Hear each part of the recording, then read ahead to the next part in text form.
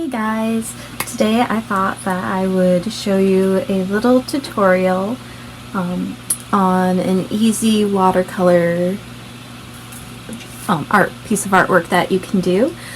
And I just did this in my mixed media sketchbook, and you can use this using your favorite watercolors, your favorite watercolor and or mixed media brushes, and it's just a fun little project. You can also, do it on regular watercolor paper if you don't want to do it in your sketchbook. Like if you want to create it for wall art or something, you can do that.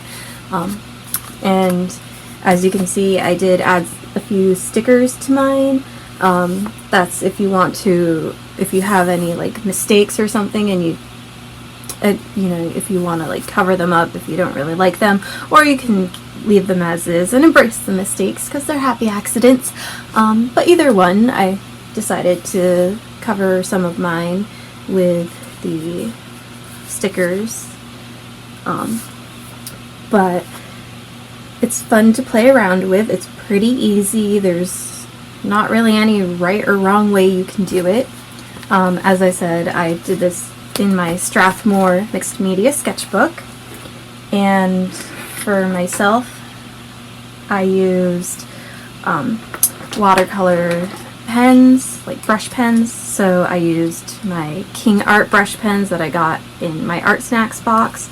I also used a bunch of my Tombow Dual Brush markers that I have, and I just used a Royal and Langnickel brush.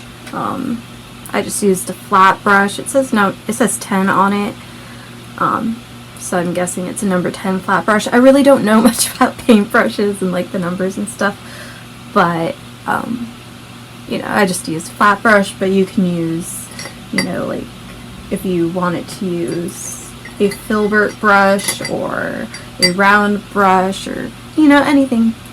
As long as it's for watercolor or mixed media, you can use, the refillable, brushes if you want. Just, play around with it. And so anyway, let's get started.